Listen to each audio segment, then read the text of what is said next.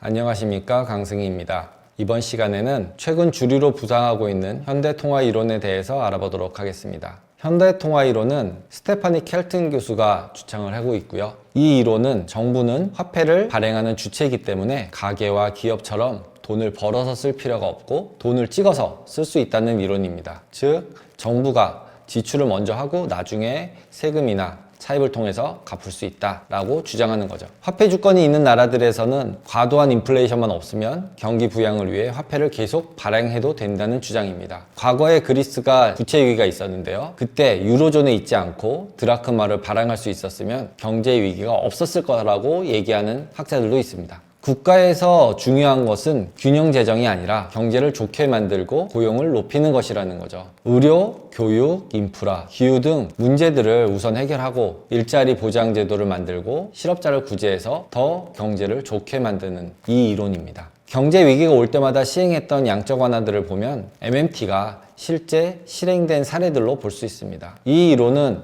경제의 조타수가 시장에서 정부로 이전되는 것이라고 볼 수도 있습니다. 하지만 이 이론은 정부가 잘한다는 가정이 존재합니다. 어떻게 관리 감독을 할 것이며 어떻게 효율적으로 지출을 가능한가라는 부분에 대해서도 의문을 가지는 부분입니다.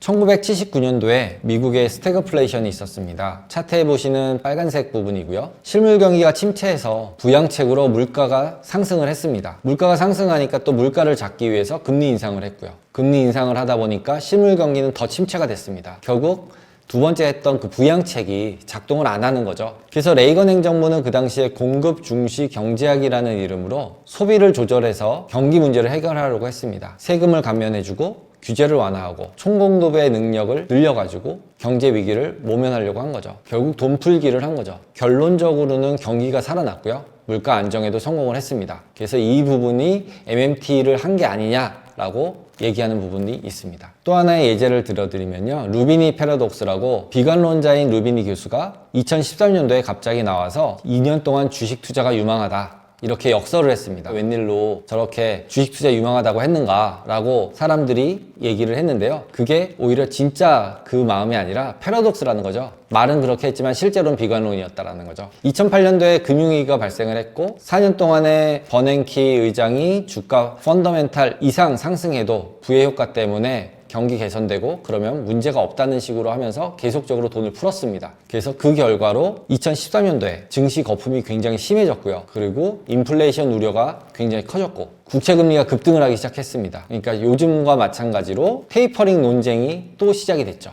그 와중에도 추가 부양책, 금융완화 돈 풀기, 그 다음에 경제가 계속 좋아짐에 따라서 미국 경제는 계속 성장하는 것처럼 보였습니다. 근데 루비니도 거기에 동의를 하지만 결국 지속 성장은 훼손당하는 거야 라고 하면서 주식은 투자해도 좋을 거야 2년 동안만 이렇게 얘기한 게 이제 루비니의 패러독스입니다. 결국 지금 현재 코로나 사태 이후에 있는 금융완화 정책들은 저 당시 2008년도 금융위기 때 발생했던 것들을 다시 재현하고 있다고 보시면 될 것 같습니다. 그리고 또 하나의 모델로는 하이먼 민스키 모델이 있습니다. 이제 비트코인이나 테슬라 같이 급등락하는 또 그 밸류에이션으로 설명이 안 되는 부분들에 대한 설명을 하기 위해서 만든 모델이고요. 그래서 사람들의 심리들이 많이 들어간다라는 부분으로 언급이 되어지고 있습니다. 이론을 보면은 첫 번째 과도한 부채가 발생을 하고 경기 호황이 끝나고 그러면 채무자들은 부채 상환 능력이 악화가 됩니다. 그러면 건전자산들을 매도하게 되고 자산의 가치가 폭락을 하는 거죠. 그러면 금융 시스템이 붕괴되고 금융위기가 시작된다는 거죠. 그게 이제 녹색 동그라미 친 부분입니다. 금융위기가 되고 나면 밑으로 폭락을 하고 그 다음에 좌절을 겪고 난 다음에 다시 정상화된다라는 거죠.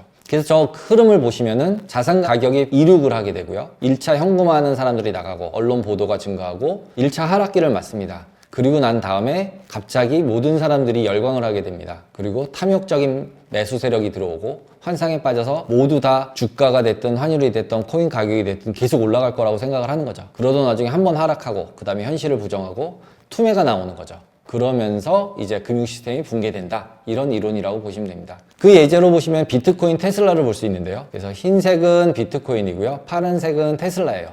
그래서 보시면은 앞에서 보셨던 하이먼 민스키 모델이랑 비슷하게 움직이죠. 그리고 2차 상승 한번 하고 하락하고 그래서 저 논리에 의해서 이제 비트코인이나 테슬라가 한번 폭락을 할 거다라고 주장을 하는 사람들이 있는 것입니다. 이번 시간에는 최근 제시되는 여러 가지 경제 이론들에 대해서 알아보았습니다.